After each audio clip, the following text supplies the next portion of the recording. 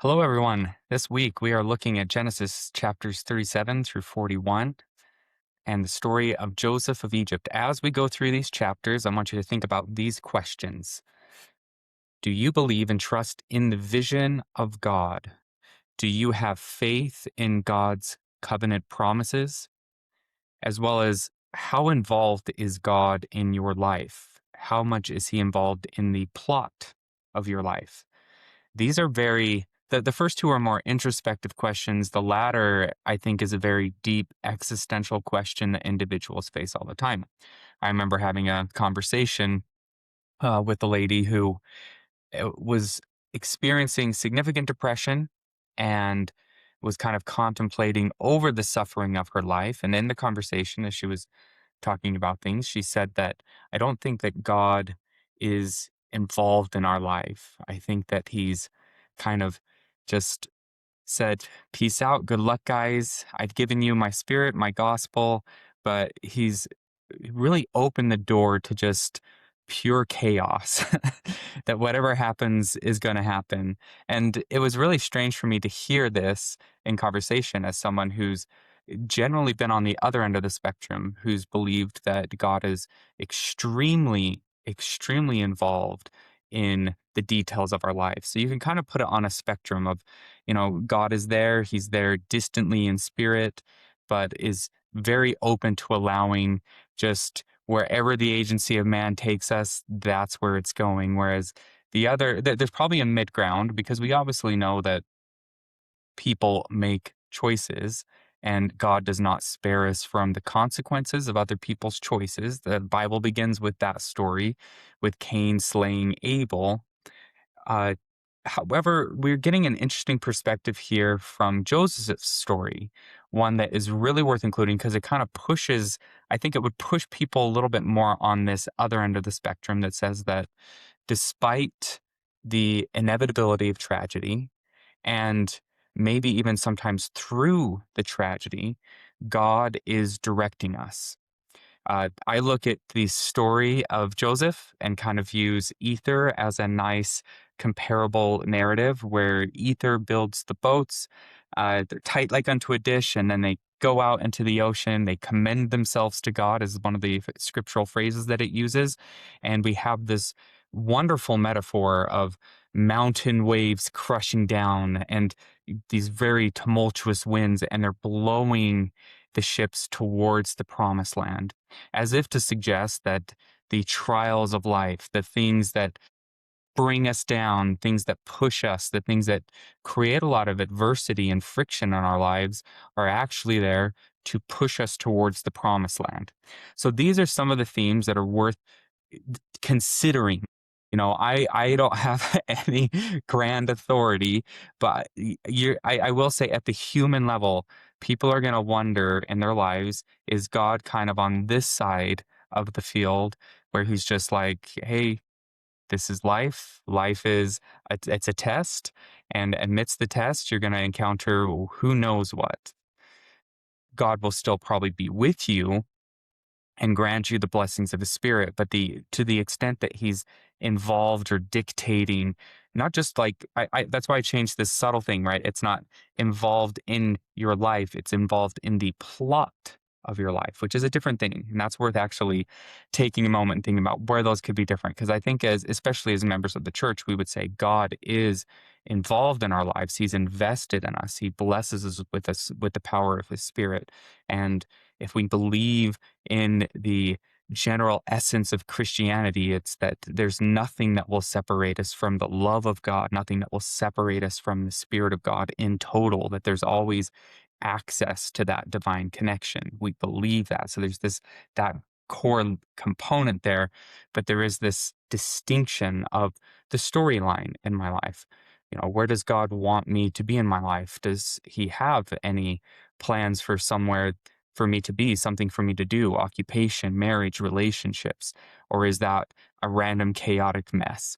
So think about those two lines of the spectrum, and I'm not going to give you a conclusive answer, but I will want you to think about that as you go through these scriptures in Genesis and what we can learn from Joseph. Of course, you can just say, yeah, well, maybe this is just applicable to Joseph, and maybe that is the case. There certainly are many, many, many, many examples of the scriptures of God being involved and moving people in their lives. And so, you know, I'm taking a step back here. Yes, we're supposed to be in Genesis. You're like, Derek, why are you clicking in Abraham? Because I want you to just think about the full measure of what's been going on. Because in part, what's happening to Joseph is an extension of these Abrahamic blessings. And to bring you into the narrative, it's imagine that you're just in the middle of nowhere. You're like some aborigine in some lost portion of the deserts in Australia. And perhaps you have a vision.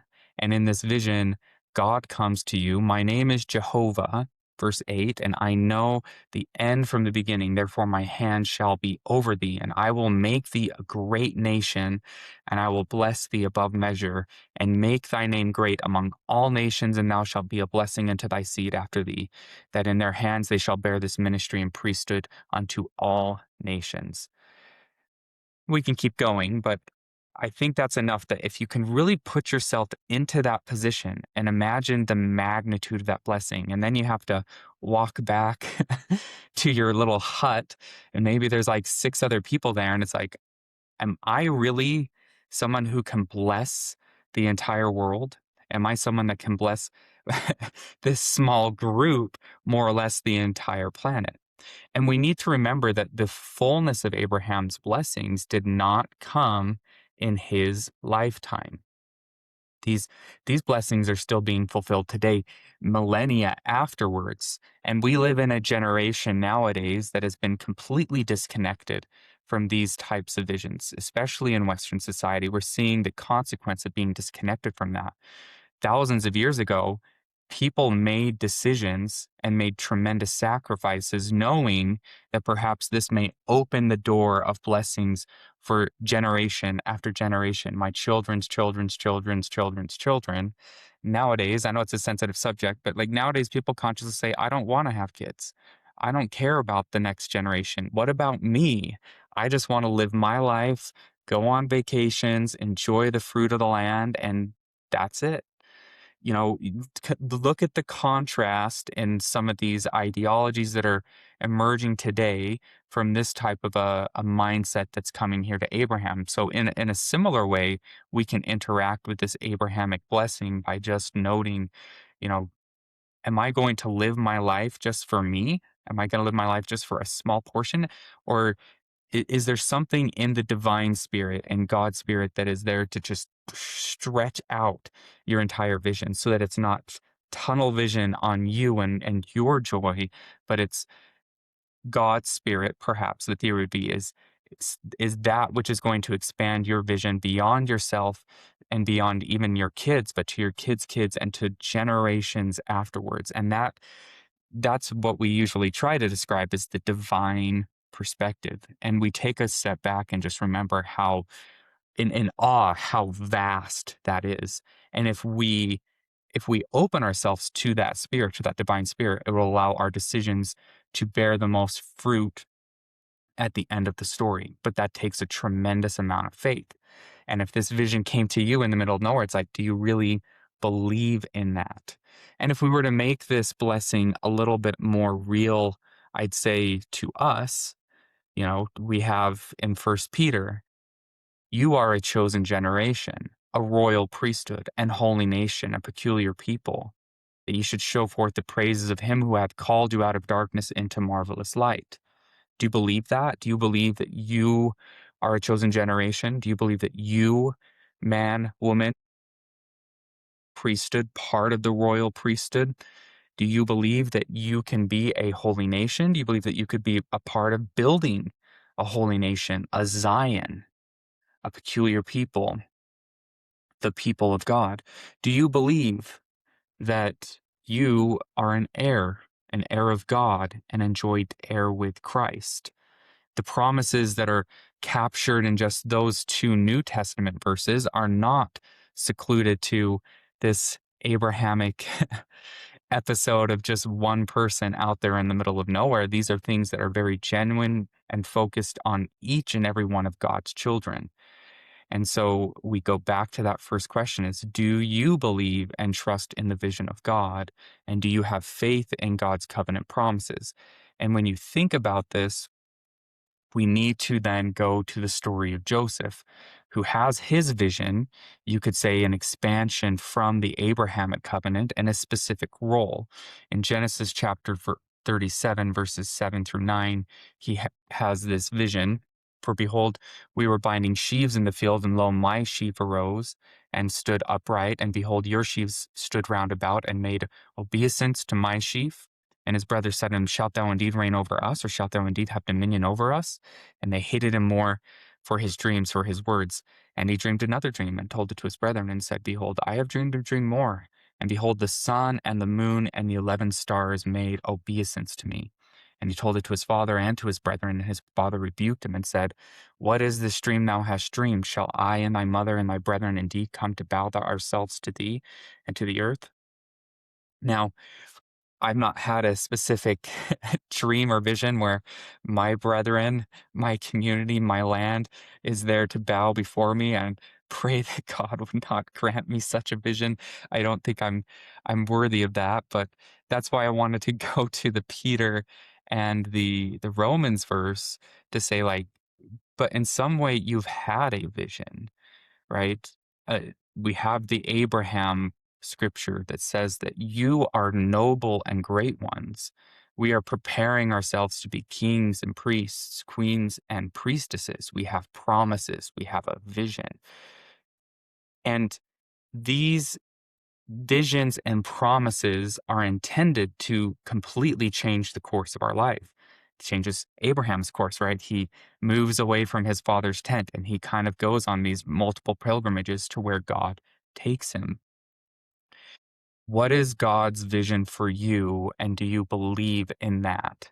And the very first thing that Joseph encounters is pushback. So, moral of the story number one is, if you believe in this idea, like, yeah, God does love me. I can be a king. I can be someone so special. I can be a chosen disciple of Christ. Well, the moment that you're going to have that thought, I can tell you what the next moment is going to be, and it's going to be one of doubt. There's going to be adversity and there's going to be opposition. A lot of that's going to be internal, and there's going to be external, and the external is going to compound the internal opposition. There's going to be those voices, that message of that's going to question the truthfulness of your position. And that's true with everything. Doubt is just an existential reality of the human condition. No matter which direction you feel driven to go or decide to go, there will be resistance. There is an opposition in all things. And so, in this case, can you believe in the promises of God and the vision of God, even if family, parents, brothers don't agree and or disagree and push back and create significant social pressure? It's worth considering, right? And as you consider the social pressure, there's that echo of Christ's words that says that he that loveth father or mother more than me is not worthy of me.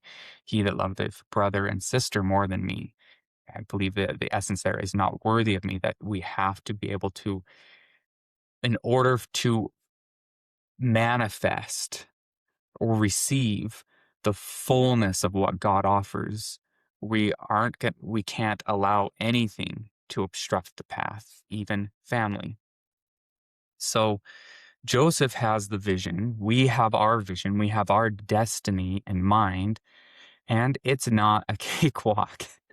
And things get bad really quick, but that's Genesis. That's the fall of man. It's briars and thorns.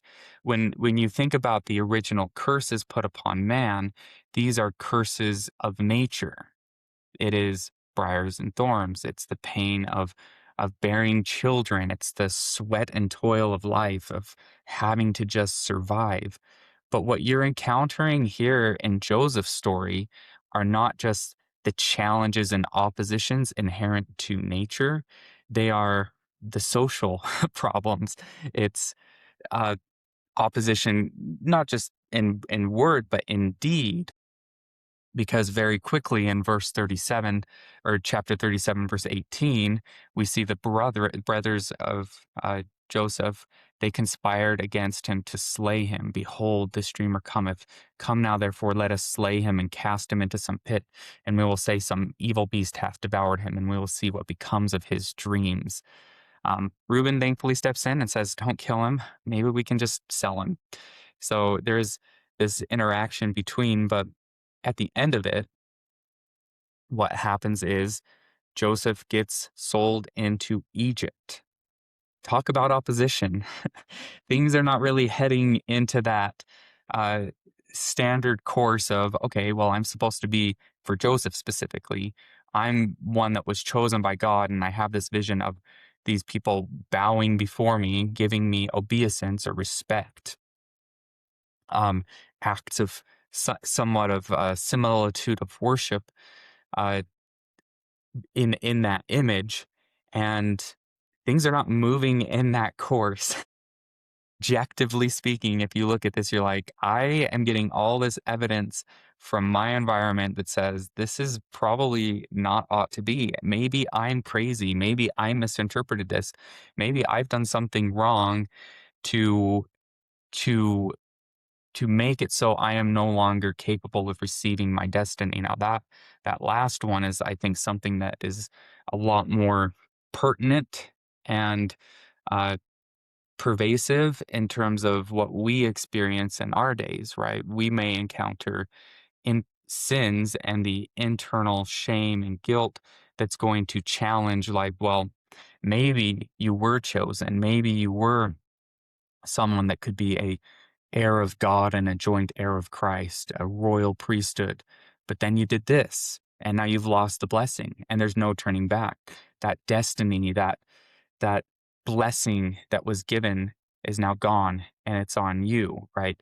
You're going to encounter that type of opposition. And I like how we can kind of take some of these internal psychological uh, opposition forces and look at that analogous to what Joseph is experiencing here as he's sold into Egypt. So, as he's in prison, as he's suffering, as he's traumatized, you have to ask, right? Do you believe in the vision? Do you believe in the miracle? Do you believe that God still has something for you to accomplish? When you look at this story of Joseph, again, the grandiosity of it. Now, I don't know what God has in store for you. I'm certainly not Joseph here, and I'm not going to be feeding the 12 tribes of Israel and saving, saving the world, or at least the known world, to those people. That would be like saving your country. That's probably not in my cards. However, we need to understand how much one individual can change the world and influence the world for good.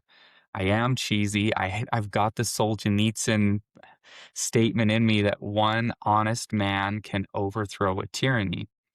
Uh, Hopefully, I can align myself with greater levels of integrity and honesty to test out that thesis. But in the John 6 teachings in the New Testament, as we think about Joseph and how grand his vision is, you have to imagine at some point the doubt is creeping in. What is God doing with me? I'm sitting here in prison, for goodness sake. And there is this resonance in John 6 where there is a lad here which has 5 barley loaves and 2 small fishes. What are they among so many? And Jesus said, make the men sit down. Now there was much grass in the place, so the men sat down, a number of 5,000.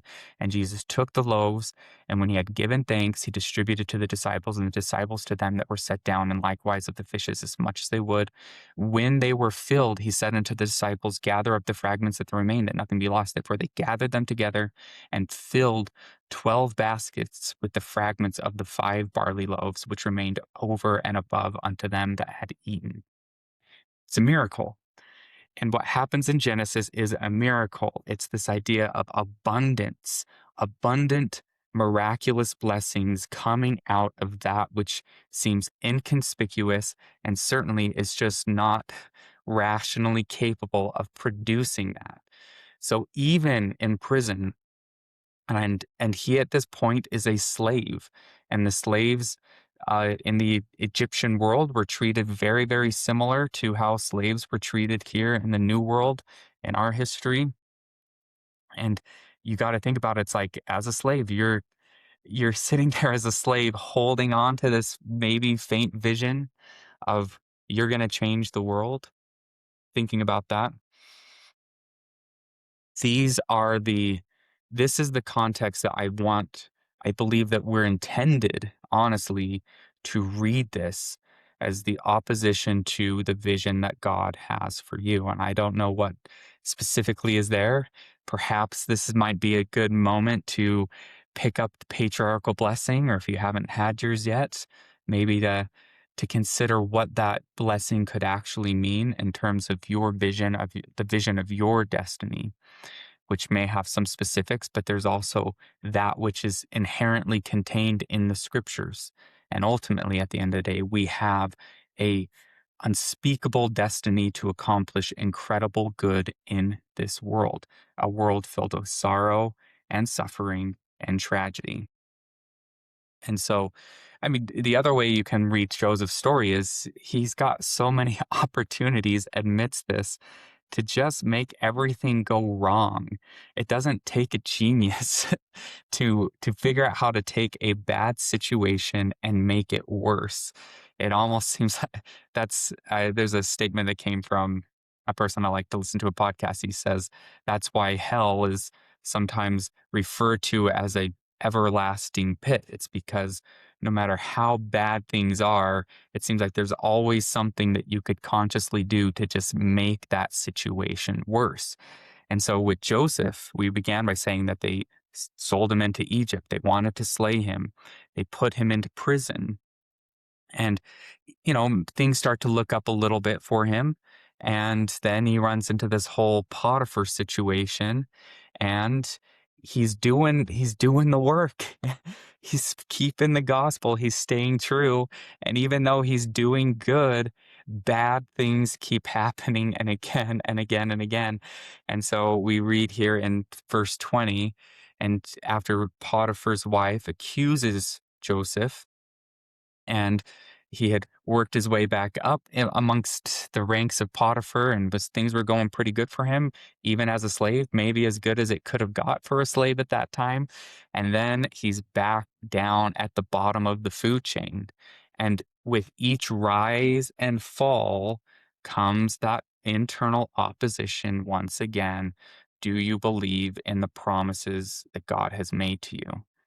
But the Lord was with Joseph and showed him mercy and gave him favor in the sight of the keeper of the prison.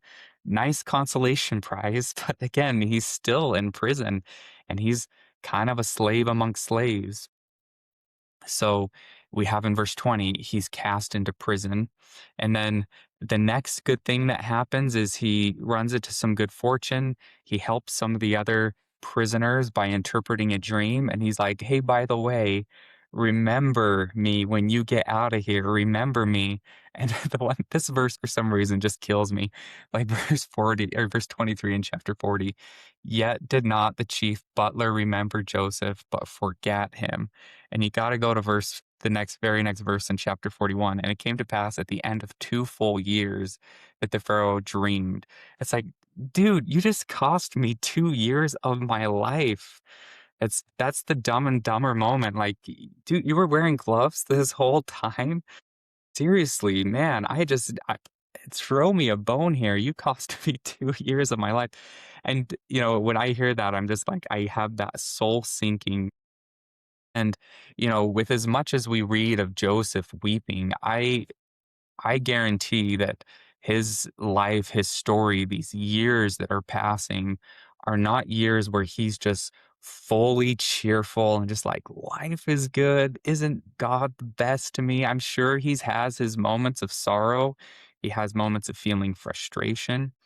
The way that the story goes most often in the scriptures is it's not necessarily reflecting a lot on the emotional whirlwinds that are going on inside of people. It's more looking at the end of the day. It's like the meta story. So it could be like if you were doing a movie scene, it's like Joseph's just ready to give up, and he maybe had a few days or two or weeks or months where he's just like, I'm out of here. And even though, again, this is an assumption, this is not doctrine, it's just a way of looking at the story. It's like, but even though he may have had weeks or months of doubt and really being down, the fact of the matter is he got back up.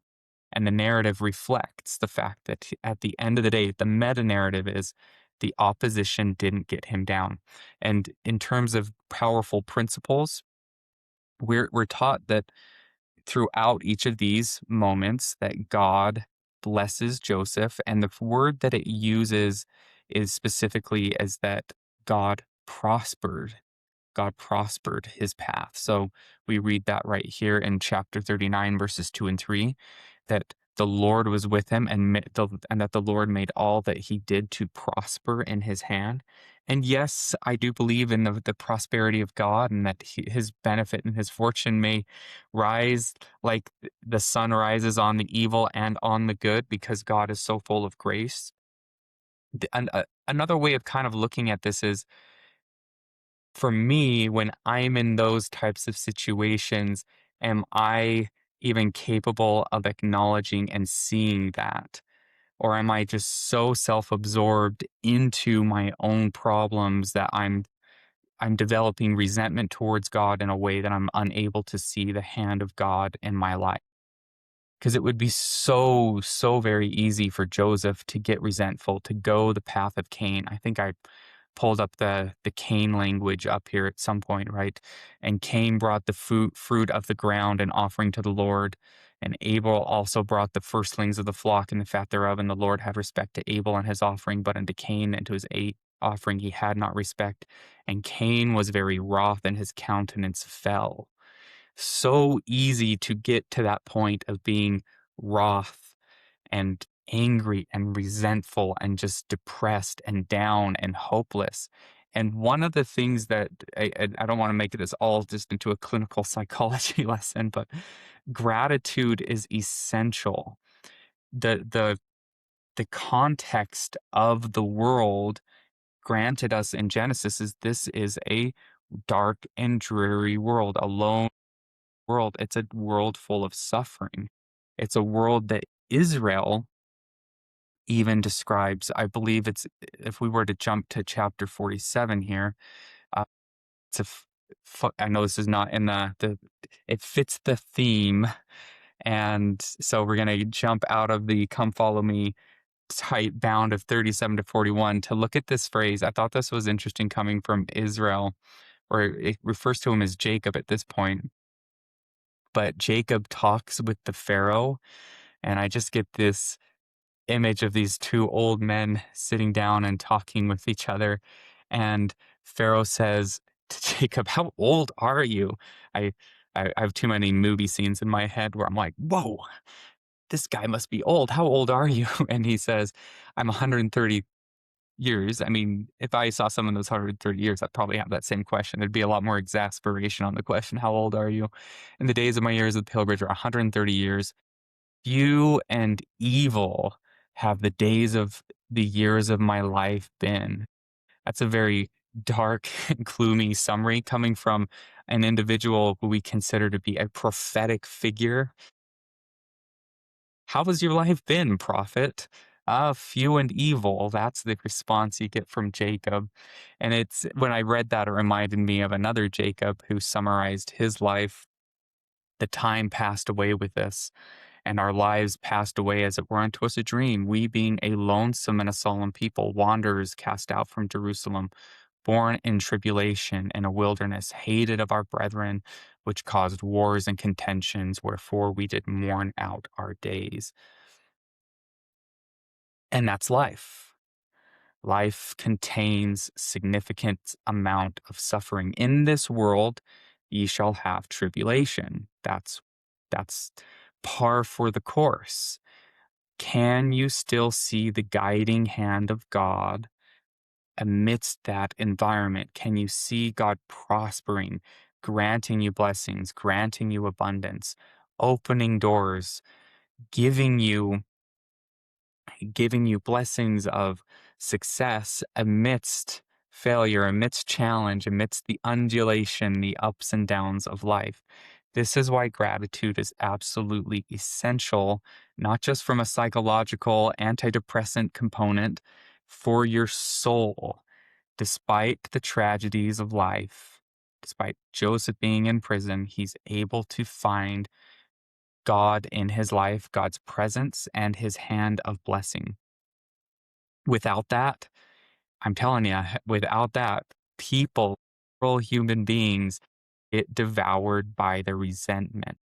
I didn't look this up ahead of time, so you're going to have to take me on the quote here.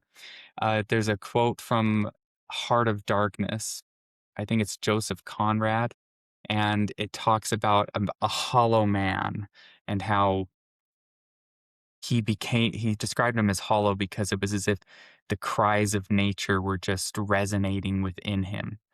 An individual who does not have a vision, who does not have the this kind of expanded view of the world like is granted to Abraham, Isaac, and Jacob, and in this case Joseph as well, that takes you out of that, then what happens is you almost just become this sounding board for nature. And the story of Heart of Darkness, like Lord of the Flies, is a reflection on some of the natural evil in man. And you can go back and listen to the episode we did on Noah that kind of reflects on that and how the natural man's tendency towards violence is there. But again, we need to have some of that contrast in our mind going through Genesis. If we try to humanize this and put ourselves in Jacob's position, how many of us could survive holding on to our faith and belief in these promises of God under these conditions, right? Our walk of faith is not going to be one without opposition. And even from just the um, standard Sermon on the Mount, it's worth reflecting on that because you could say, the destiny of those who follow Christ are going to fall down into this path of blessed are they which are persecuted for righteousness' sake, for theirs is the kingdom of heaven. Blessed are ye when men shall revile you and persecute you, and shall say all manner of evil against you falsely for my sake. Rejoice and be exceeding glad, for great is your reward in heaven, for so persecuted they the prophets which were before you. And so this is the story of Joseph. He is one who is just all the way that it's set up is it's this parable that's supposed to resonate with us as human beings. It's a type and shadow of Christ, which is no matter how hard, no matter things get, if you can maintain your connection to God, your faith in God, then waters will flow, life will flow, good and light will flow as long as you can hold and remain faithful, no matter how terrible the situation may appear to be. So, so Joseph's story, the way that it progresses is it does end on a good note. And you guys are familiar with the story, so I'm not going to belabor it. He interprets the dream of the Pharaoh. The Pharaoh makes him kind of a co-Pharaoh. He makes him equal to him in authority and allows him to rescue people. And again, were it not for Joseph being resilient in his faith, not only would he have been cut off, but Pharaoh and Egypt and all the people would have been taken in and probably killed during this time of famine. It would have been absolutely devastating. But because Joseph was able to maintain his faith, he not only was able to maintain his own soul throughout this, but be an individual that was able to bring good to all those around him in a way that is a partial fulfillment of Abraham. One of the ways you could read Abraham's blessing is you're going to bless all nations is, well, he was able to bless all nations specifically through Joseph, who became like Pharaoh. And then, as all the nations were coming to Egypt during the famine, he was able to bless all those nations. And that doesn't happen if he gives in to his resentment, if he separates his connection from God. So the the keystone verses in this, they show up in the next lesson. So our even though the next lesson is entitled what I would say the focus of this lesson is, next lesson we're going to focus a little bit more on two aspects. Just because if we're bringing in the themes, it's for me it was more important to stay true to just this singular theme, which is the hand of God's in your life, the prospering hand of God, and reflecting on how involved God is in our lives as well as in the plot of our lives. So kind of condensing this Come Follow Me week and next Come Follow Me's week into that theme. And then next week, we're going to focus on the vision that we have, the prophecy of the Messiah. This is one of the most I'd say one of the first direct prophecies of he who is to come. Shalom is the word. So we're going to investigate that.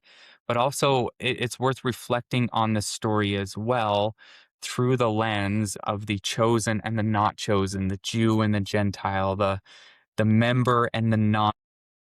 Because there's a lot of these really, really revealing dynamics that we have when we just take Egypt and replace it with Gentile nation or non-member, and there's still so much value in investigating that type of association. So that's where we're going to put some more of the emphasis on next week's lesson. But for this week, this is the capstone. I mean, this is really one of the greatest verses in the entire canon of Scripture.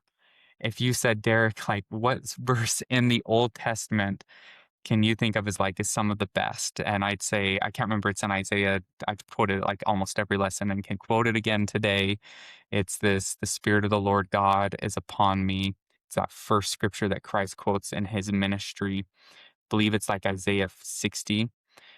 Genesis 50 verse 20 is one of those that I have up there. It's like in the trinity of greatest verses. And it says, so I guess we'll go to the context of it. Brethren of Joseph fall down before his face, and they say, Behold, we are thy servants. To Joseph, it's the fulfillment of that vision. And Joseph said unto them, Fear not, for am I in the place of God? What incredible humility in that moment. That's that judge not, that ye be not judged. It's like, I am not your judge. Wow, that's a powerful statement there. Considering all that they have done, the conspiracy to murder him, and all of the suffering that they have put him through. But he says, But as for you, ye thought evil against me, but God meant it unto good, to bring to pass, as it is this day, to save much people alive. Now that is a life-changing verse. It's one that should totally bend your whole perspective of life. It's a lot easier looking at life 2020, and when you're in the prison, do you believe in that type of a verse? Do you believe that there is a purpose in what you're going through? Do you believe that there's a purpose in your suffering? And I don't know how much Joseph believed in this verse when he was at the depths. Again, these are years of times that he's suffering the privations of slavery and those types of conditions. God meant it unto good. The other, Proverbs 16 verse 9, his heart deviseth his way, but the Lord directeth his steps. I believe it's Proverbs 21 that says, man's goings are of the Lord. How can a man then understand his own way? Joseph may not have totally understood the path and the way that God had for him, but he did have a path. And it takes a tremendous faith to believe that there is some sort of grand destination that God is trying to get you to. That's one of the definitions you can have of perfect. Perfect can mean in Hebrew mature. It usually, when we look at the Greek word, it's actually a fair translation from the Hebrew. Telos, it's your end, to reach your end, your destiny, your destination that God is trying to bring you to. That's I'd say a more relevant and tangible definition of what it means to be perfect. And when you read that, you can again go back to Genesis 50 and look at perfection in this is like God, I'm where I am where God wanted me to be. I'm standing in the place that God has prepared for me. That's perfection. And as for you, you thought evil against me, but God meant it unto good. There's a random verse in Isaiah. It goes something like, "O Assyria, wrath of mine indignation, or rod of my indignation." And it's this image of God wielding Assyria, a wicked and Gentile nation, against the chosen people. But they're a rod, they're in the hand of God. And it's as if God is influencing the destinies of the nations to perform some sort of grand act in the narrative of the entire planet. And I don't suppose to fully understand the mind of God, but this does bring us back to that initial question of how much is God involved in the plot of your lives? For Joseph, he's involved every step of the way. This whole challenge, the could say attempt of murder, the selling into slavery was all part of a plan that God had to eventually redeem thousands or tens of thousands or hundreds. I don't know if it goes as far as millions of people. And for us, what we would ask ourselves is, what does God want from me? Does God have a similar plot line kind of penned in for me? Does he influence my life if I find myself in prison? Was this just random chaotic happenstance? The the the f- the downfall and inevitable consequences of the chaotic world that we live in, a world that has fallen from God and separated from God. You know, when we go to that extraordinary tragic narrative from Alma, where they're burning all of the people that were believers, including women and children. Can you take a really vile situation like that and say, like, this was evil against me, but God meant it unto good? Is this plot, this moment of my life, this plot twist intended by God, created by God, allowed by God? You'd have to read as part on this discussion, you can read the famous talk, I believe, from is it Spencer W. Kimball or Ezra Taft Benson? Spencer W. Kimball, Tragedy versus Destiny. There's this you can feel some of the tension between these ideas of, is God controlling and influencing and dictating this narrative for me, just like he would Joseph or anyone else, or how much of this is just the natural consequence of life? The answer to that, I don't know. It's it's obvious from these verses, I think, that God certainly is involved in our lives. I believe that he's involved in the plot of our lives. To what extent, I cannot say. There is a verse in the New Testament, water it every moment, Isaiah, that I like. And so it's Isaiah 27:3, if we go there, Isaiah 27:3. In that day, let's see, so it's talking about the vineyard of the Lord. In that day, sing ye unto her a vineyard of red wine. I, the Lord, do keep it. I will water it every moment, lest any hurt it. I will keep it night and day. Is it on that end of the spectrum, or is it chaos? The thing that I would say is people need to have purpose, regardless of your suffering and where you account it to be. And again, a lot of it may just be the natural consequences of life.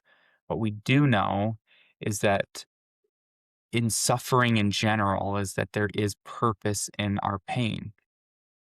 So as we reflect on this story of Joseph, we have to bring it back to ourselves. And I'm not going to give you a final gavel swing. I don't know if any man can. I think part of life is just wondering the mystery of it all, of how much God really does dictate the narrative of our lives. What we should not doubt, though, is involved in our lives. That even though we are separated, that we still share a connection with His Spirit. I personally have drawn a lot of meaning and faith through my own personal challenges and adversities. My being sold into prison, sold into slavery, the prisons that I've found myself in, the challenges that I have found, the betrayal that I have felt, to take that and look at it and say, God wants me to learn something from this. You might be able to make a blanket statement. Then kind of Genesis just says that here is suffering, and this suffering in general is just designed to be something that will strengthen you in the end, that will build you, that will be intended to make, that can be made good from it. That, you thought evil against me. You could take that initial phrase and say that the natural conditions of this planet, of this life, bring evil towards us. However, speaking of it globally, God means for all the evils of this world to be turned into good. And that's the core of the messianic spirit. That's that verse that I was looking at earlier. So we'll see if I can get there. So if it's in Isaiah, I believe it's Isaiah 60, but Joseph manifests the spirit of Christ through his example, because he's able to take these most loathsome of conditions and bring life to it. And that's the power of Christ. The power of Christ is that which binds up the broken heart, which proclaims liberty to the captives, which is the opening of the prison to them that are bound, to proclaim the acceptable year and the day of vengeance of our God, to comfort all that mourn, to appoint them that mourn in Zion, to give them beauty for ashes, joy for mourning, the garment of praise for the spirit of heaviness. And you can see that you can kind of see this garments of, like, Joseph's got the garments of slaves, and now he's got the garments of the Pharaoh, one like unto Pharaoh. And that's the power of Christ.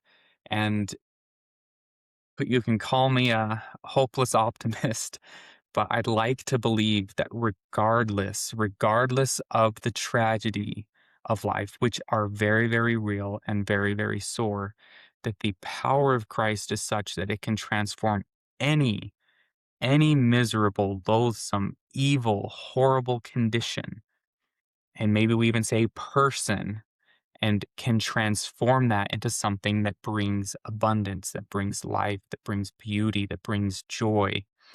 That is what the power of Christ is. And we see in Joseph's whole story this type of Christ of taking that which is most destitute and worthless and bringing it into high position. And that's ultimately what God wants us to do. The other testament of the same principle is found in the naming of his kids. So Joseph called the firstborn Manasseh, and he said, God hath made me to forget all my toil and all my father's house. And the second he called Ephraim, for God has caused me to be fruitful in the land of my affliction. And especially for those who are experiencing sore trials that have fallen upon them, we need to have the faith that ultimately, in the end of it all, that God and his power, his spirit, and his blessings can eventually heal us and cause us to forget. And forget, again, using that term maybe in somewhat metaphoric, right? Forget your toil and your sorrow as you become more and more, as you maintain your faith in God.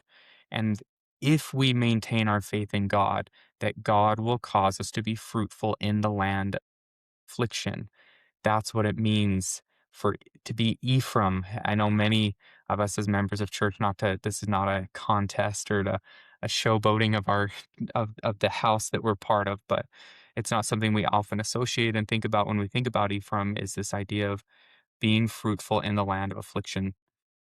That is what the Spirit of God allows us to do. It is allows to turn the desert wilderness into a Garden of Eden. That is the power of Christ. And that is the message that we get here. And I hope that these scriptures, the power of the Spirit, can bring that to you, especially if you're someone who's going through hardships, that you can trust that God is with you and that God can bring good out of whatever evil, whatever situation has fallen upon you. And I would hope and pray that God is with you and that we can see those blessings, see the hand of God prospering us, blessing us even in that adversity, trusting that if we hold on, that we'll eventually get to that place, that high place that God is trying to raise us to. So I hope you enjoy these chapters. They're wonderful. These are great stories from the Old Testament. God bless all of you. Until next time, bye.